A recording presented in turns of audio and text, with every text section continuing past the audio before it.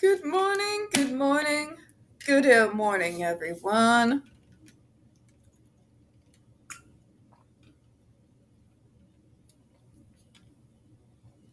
Welcome to another episode of Spilling Tea.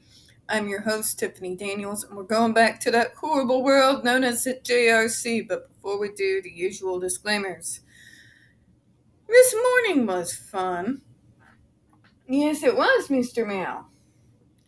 Because at church, this small dwarf cat, who usually stays back there with Roomy Paw, got out this morning. So Brahma chased her under the couch. So I had to put him in the other room, slowly coach her out from underneath the couch, grab her, who was frightened because Brahma is big. Uh, it's not him's fault. It's okay. It's alright. And then I put her back in the room. And yeah, that it's been eventful. It's been an eventful morning. So yeah. Hi.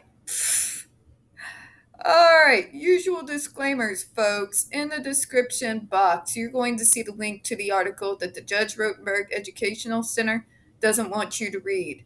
It is written by NeuroClastic, a small non-for-profit started by autistics for autistics, wherein they interviewed and surveyed over 900 ABA professionals in regards to the JRC's quote-unquote behavioral modification program. Matter of fact, the JRC doesn't want you to read this article so much they have threatened NeuroClastic with a defamation lawsuit if they did not remove it from the website. NeuroClastic has refused. So you know the drill, folks. Please read that article and share on all your social media. We also have a link to NeuroClastic's public statement in regards to the defamation lawsuit threat, as well as a link to their GoFundMe. We are crowdfunding in case the JRC has the balls to see through with their threat. And if you excuse me, folks, I apparently have to deal with my cat. 1 second. Mr. Brahma, what is you doing? Come here. Come here, you're alright. You're alright. Come on. Come on. Say hi to the peoples. Say hi to the peoples. You're okay. You're alright. He's a big kitty. Now he's all agitated.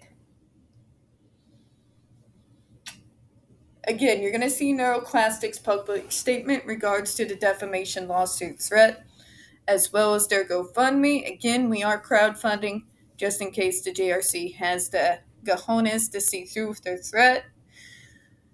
We also have the pertinent links in regards to the Agape boarding school situation. Agape boarding school is a Christian-themed boarding school based out of Stockton, Missouri, where they have, and count them, folks, over 21 lawsuits against them alleging, so far, sexual abuse, physical abuse, psychological and emotional abuse, child trafficking, and starvation.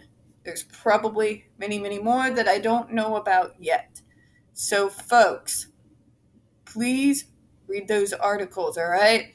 Remember, we've had one staff member arrested by the FBI and another, a former doctor for the premises, that is up on multiple substantiated allegations of sodomy and sexual abuse. So please read those articles, share on all your social media. My state has become a damn clown circus and have been dragging their feet, so let's put some pressure on them, okay? We also have a link to their change.org petition. Shut Agape boarding school down. Please sign and share on all your social media. We also got the pertinent links to the Stop the Shocks campaign, including Autistic Hoya's massive archive on the subject, the templates, and the ever-present self-explanatory change.org Shut the Judge Rotenberg Center Down petition. When we discuss the JRC, folks, you're going to hear vivid descriptions of it, catch clips of surveillance footage of peoples with disabilities being tortured and abused. you got young children present, folks, please go ahead. Use your headphones, all right? All right, it is 5:06 a.m. in the morning, and no, I'm not coherent, folks, not even a little bit. So if I stumble over my words, apologies in advance, all right? Now, real quick before we get started, because I forgot, it's one of those mornings. Autistic fog brain is fun. I gotta put my breakfast in a microwave real quick, so give me just a second here and I'll be right back. And I'm sorry, folks, I don't have an edit button. So you get to see pajama pants. I regret nothing.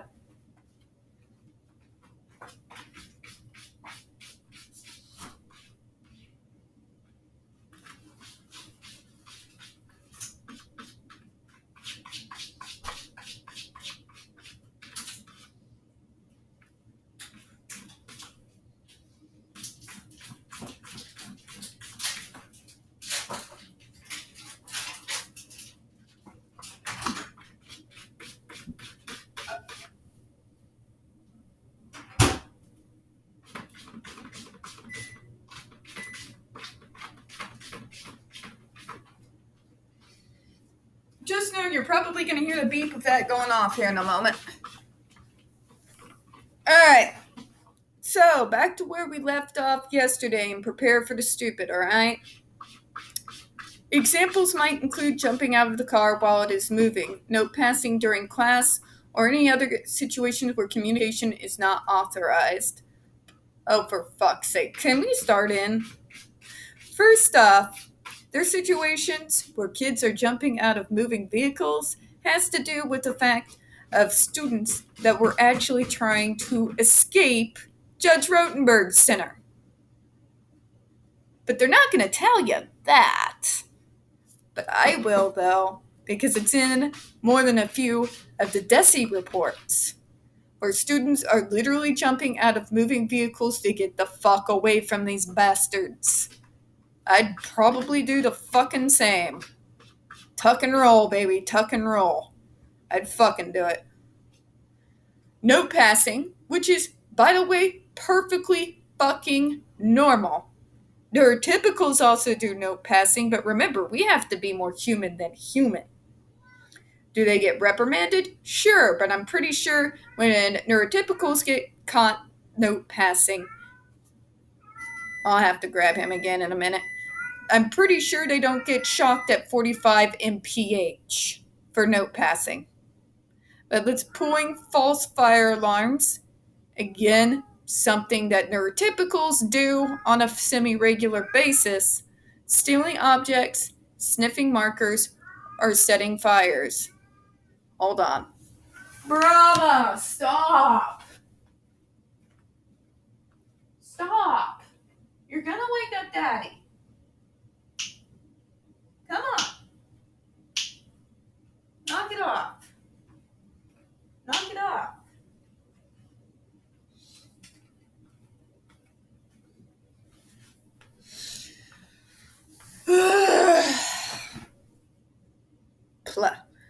Where we were, folks. Let's see here. Stealing objects, sniffing markers, or setting fires. These instances, programmed opportunities represent a means of contriving supervised contact between the student and the stimulative stimuli for specific inappropriate behavior. For fuck's sake, do you mean when you grab somebody by the scruff of their neck and then point a knife at them and scream, "You want to eat it? You want to eat it?" And you call this completely psychologically normal? You mean like that? Is this what we're talking about here? Gonna scare them straight? Because it doesn't scare us straight. It traumatizes us and makes us want to carry a knife on our asses all the goddamn time just in case somebody threatens us. Because guess what? As a person with PTSD, guess what I have in my fucking purse just in case I need it? Just saying. Just saying is all.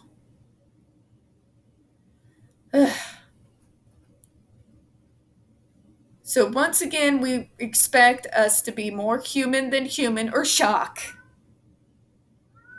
Once again, we think that it is completely okay and psychologically sound to traumatize a student in the name of correcting their behaviors. Insane, isn't it? We do remember that public schools banned corporal punishment in the 90s. In the fucking 90s. But it's okay because we're disabled and it's treatment. You see what I mean when I say they look at us as subhuman science experiments? We might as well be oversized fucking gerbils. But let's move on here. Only they have more standards and treat gerbils more kindly than they do us. And this allows consequation of behavior that might otherwise seldom be observed but has a history of occurring with potentially serious consequences. Oh, for fuck's sake. So, say it happens very rare occasions. This is what I'm talking about here. The JRC doesn't like dealing with reality. The reality is, it doesn't matter how many times you shock us, our neurology is not going to magically change. It means if 99% of the time I'm not doing any of these inappropriate behaviors, but there's a 1% where we snap, guess what? That's perfectly normal human behavior. It's something that is common amongst neurotypicals as well. But it's unacceptable with people with disabilities. And the question has to be, why? Neurotypicals also have consequences for dangerous behaviors and actions, but I do not see us grabbing them off the street, throwing them in hellholes like this, and shocking them within an inch of their fucking lives and traumatizing them for life in order to get them to stop. They say, but you don't need to. Have you met some of these kids? Because I have. And some of them were batshit as teenagers. And you couldn't tell them shit. They were going to keep doing what they were doing. Okay? It's insane to expect us to perform at a level that is higher than our neurotypical peers. Okay? You can't treat us as subhuman and basically completely mindless toddlers, and then yet on the same end hold us to a higher standard than our neurotypical peers. It makes no sense. None.